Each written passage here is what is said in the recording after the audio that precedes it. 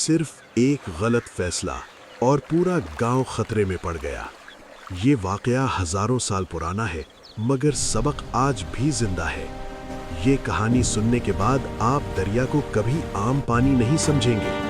ये कहानी किसी बादशाह की नहीं, ये कहानी एक दरिया की है जो इंसानों के दिल आजमाता है। अगर एक दरिया बोल सकता तो वो सबसे पहले इंसान की लालच का जिक्र करता। कदीम मिस्र में ताकत ताज में नहीं थी, ताकत पानी के बहाव में थी।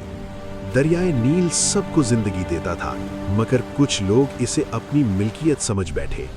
ये एक ऐसे लड़के की कहानी है जिसने दरिया को रोकने की कोशिश की और खुद रुक गया। कदीम मिस्र में दरियाए नील के किनारे एक छोटा सा गांव आबाद था, जहां लोग नील को सिर्फ दरिया नहीं बल्कि जिंदगी का राज समझते थे। उस गांव में एक नौजवान लड़का रहता था जिसका नाम नीरम था। नीरम का बाप एक आम माहीगीर था जो हर सुबह नील में कश्ती उतारता और शाम को मछली लेकर लौटता। नीरम बचपन से सुनता आया था कि नील सबको बराबर देता है, मगर वो खुद इस बात पर यकीन नहीं करता था।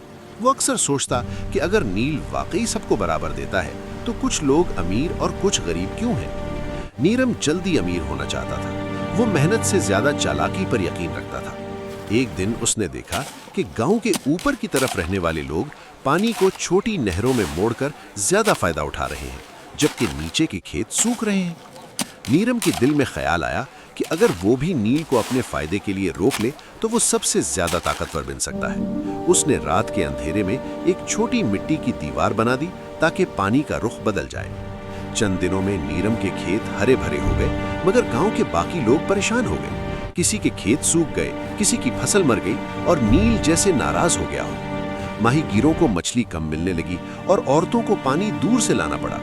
नीरम खुश था, मगर इस खुशी में एक अजीब सा खौफ भी शामिल था, क्योंकि रात को नील की आवाज उसे चैन से सोने नहीं देती थी। एक शाम नैरम की मुलाकात एक बूढ़े आदमी से हुई जो नील के किनारे बैठा मिट्टी के बर्तन बना रहा था। बूढ़े ने नैरम से पूछा, क्या तुमने कभी नील को सुना है? नैरम ने हैरानी से पूछा कि दरिया कैसे बोल सकता है? बूढ़ा मुस्कुराया और बोला, नील बोलता नहीं, मगर वो याद रखता है। जो उसे रोकता है वो खुद रुक जाता है। अगले दिन अचानक तेज हवा चली, मिट्टी की दीवार टूट गई और पानी बेकाबू हो गया। नैरम का खेत सबसे पहले बह गया, उसकी कश्ती उलट गई और उसकी मेहनत एक लम्हे में खत्म हो गई। गांव वाले मुश्किल में थे, मगर उन्होंने एक दूसरे का साथ दिया। सबने मिलकर पानी का रास्ता दुरुस्त किया और गांव को बचा लिया। मगर नैरम खामोश खड़ा सब कुछ देखता रहा। नैरम को पहली बार एहसास हुआ कि नील किसी एक का नहीं, सबका है। उसने गांव वालों से माफी मांगी और खुद सबसे आगे बढ़कर नहरें साफ करने लगा। वक्त के साथ गांव दोबारा आबाद हो गया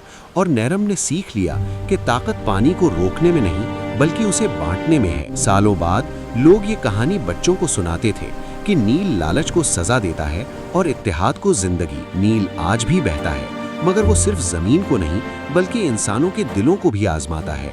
कुदरत किसी की दुश्मन नहीं होती, मगर वो इंसाफ करना जानती है।